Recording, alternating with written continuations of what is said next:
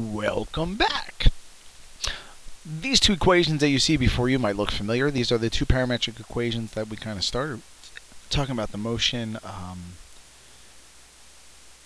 projectile represented by these parametric equations that were, if you remember, these equations enable to locate the position of the projectile at a given time. You also know that the object is initially launched at 45 degrees. So this is 45 degrees. But suppose you want to find the angle that represents the object's direction at some other time t, not at the initial location, but some other time. You can see as we go on here that the angle does what? It kind of decreases a little bit. So suppose I wanted to find it, say like the angle right here. Oh, I wanted a different color. This angle like kind of right here. And so then I need a little straight line going this way. So I want to find this theta. How would I find that, representing the object's direction at some time t? Well, we're going to have a theorem dealing with the derivative that's going to kind of answer that for us. So here's a theorem about the parametric form of the derivative. If a smooth curve C is given by the equation x equal f of t and y equal g of t, just two parametric equations, then the slope at C, the slope, now I think that's what we were kind of trying to find here. We're trying to find kind of the angle or the slope here. We were talking about angles here, so that's kind of where that was coming from. At xy is given by dy dx, good old derivative from, you know, Calc AB and everything else we've done. But now, we actually had an AP problem. I don't know if you remember, but we actually had one where you had to find two different types of rates of change.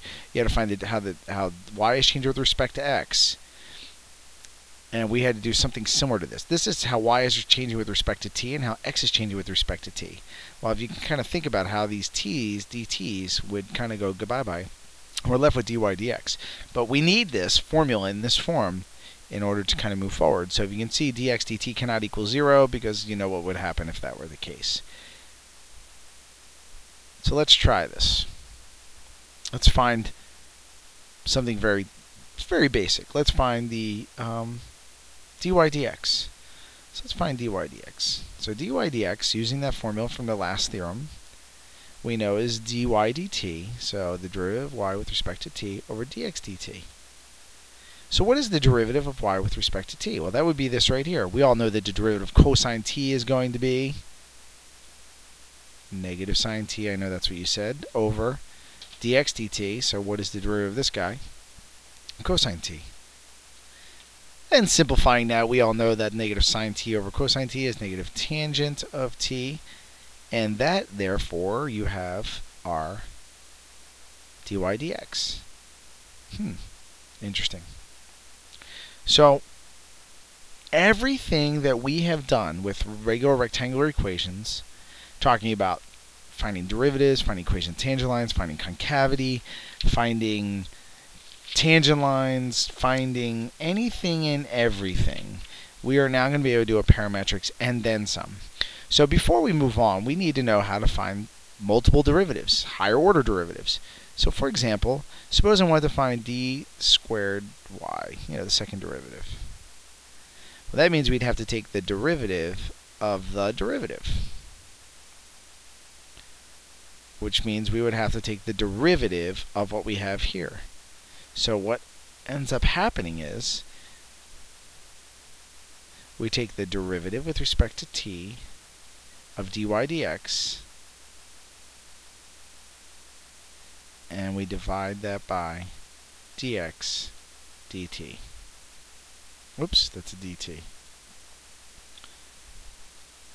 And that is now the formula for the second derivative. The second derivative. Okay, again, if you think about this, this dt would end up with this. So it's just an equivalent form. Now suppose we wanted to find a third derivative. Third derivative. So again, remember this formula. It's an important one for second derivative. Let's find the third derivative. So that means third derivative. Let's represent it like this, which is equal to the derivative of this. You might want to pause and see if you can figure out in symbols what this would be. So you want to get this equivalent kind of notation here. So it's going to be over the second derivative that we just found, over dx dt. And again, these dt's would cancel out. We're left with the derivative of the second derivative, which would be the third derivative. So keep that in mind as we are moving forward here. Oh, look at this example. Find the curve given by x equals square root of t and y equal 1/4 the quantity t squared minus 4, where t is greater than 0, greater than or equal to. Find the slope and concavity at this point 2, 3. See if you can't figure that yourself. And then come back and check your answers. Can you find dy dx? Can you use the formula dy dt over dx dt to find that answer? Don't keep watching. Pause it. Try it yourself. Come back and check your answers. Taking the derivative of this, that would be right here, right? dy dt. If you took that derivative, it ends up being 1/2 t over, having to take the derivative of this, would be 1/2 t to the negative 1/2. Simplify that, we end up getting, well, 1/2 of 1. This becomes t to the 3/2 power.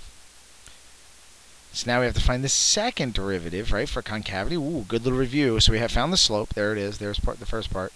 Now we have to find concavity. Remember how we find concavity? We have to find second derivative. So let's find the second derivative. Again, going over the formula, which is right on the slide before, so you can just kind of rewind it if you will, if you needed to. But I'll write it out again for you.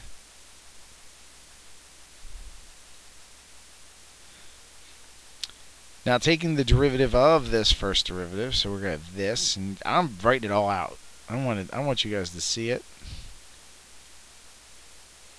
Over dx dt. Okay. So we know this. Derivative of this with respect to t is going to be 3/2 t to the 1/2. dx dt is what we found before dx dt. So it's still this, 1/2 t to the negative 1/2.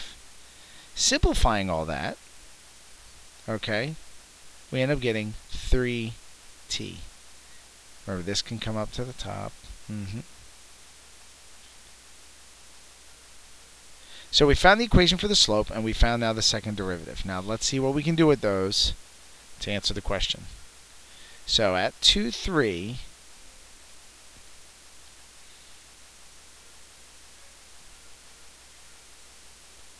what is t going to equal? 2, 3, what is... Well, t is going to be 4, because the square root of 4 is 2, so that's how we get the 2 there from the original equation. Okay, so t is 4.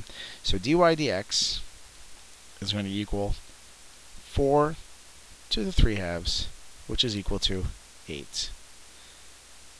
So the second derivative, which is just 3t, is going to be 3 times 4, which is equal to 12. Well, what does that tell us about the concavity? If it's positive, which means it's greater than 0, what does that tell you? At 2, 3. At 2, 3, we have a slope of 8, a derivative of 8, and we are concave up. Because when the second derivative is positive, we are concave up. Okay, so here's just a little taste of where calculus and parametrics kind of merge, and we do some things with that. In our next video, you'll find out a little bit more. So come on back now.